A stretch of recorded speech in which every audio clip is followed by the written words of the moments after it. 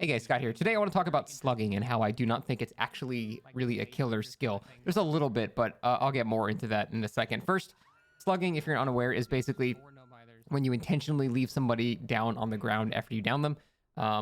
You do this to gain time efficiency. And a good example of this is if you sneak up on somebody or two people on a generator, for example, and you have like Tinker or something, and then you down one guy, and then you see another guy running away from the generator. Well, obviously, you're not just going to ignore the other guy running away. You're not just going to pick the first guy up and just let the other guy go away for free. So you slug the first guy, and now you chase the second guy. And by doing that, you're effectively pressuring three people because that guy on the ground's not doing gens, the guy you're chasing is not doing gens, and now someone has to come save the guy on the ground. So with one fell swoop, you're basically, impeding 75% of the team, which is huge. That's why slugging can be very effective. Let's look at another example of when it's really, really good. Say you down a survivor and you see another nearby survivor that's repairing an exit gate or something like that. Obviously, you're going to slug this first guy and go pressure the guy off the gate, so you get way more pressure that way. Another example, you are, running across the map and you see a survivor very obviously running towards someone that you have hooked, and you go and intercept that, and then you down the survivor either as he's unhooking or before he gets there. And now you have a guy that's down under a hook, and then either a guy that just got off the hook right next to you that you can go attack, or he didn't get the unhook anyway, and now you have a slugged guy under a hooked guy.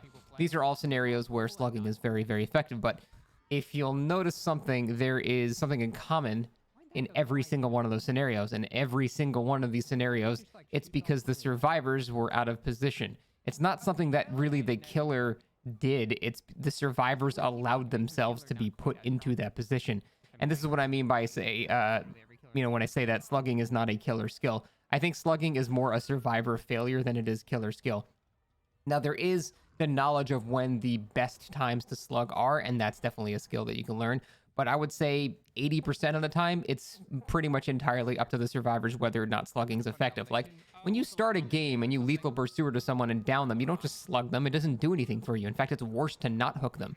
The only time slugging is really beneficial is when survivors are grouped up, which means they're already not playing in the best way they can. The only way you can really counter slugging is the simplest way. It's just spreading out.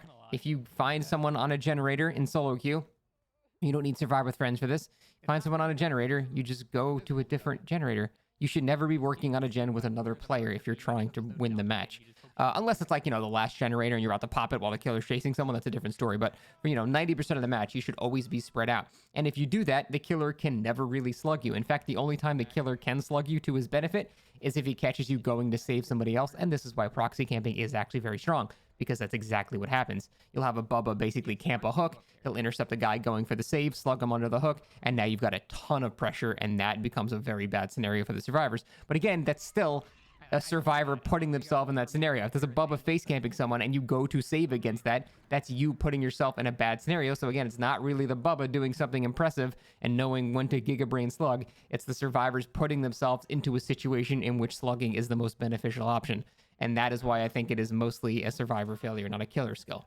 That's pretty much all I want to talk about, because I've noticed a lot of people will excuse losses by saying, oh, I could have won if I slugged more. I have done this myself on numerous occasions, and I'm trying to catch myself as I say it now. But slugging is not some all magical, powerful feat that you bring out when you're frustrated and you're like, oh, I'm going to do it this time. It's not really up to you. It's just pretty much entirely up to the survivors giving you a reason to actually do it. Again, there are some scenarios like camping where the killers can put you into an out of position scenario at a lose-lose, basically. But pretty much every other example of slugging is because the survivors are just positioning themselves badly. So it's not really an excuse for why you lose, because it's not really up to you to begin with.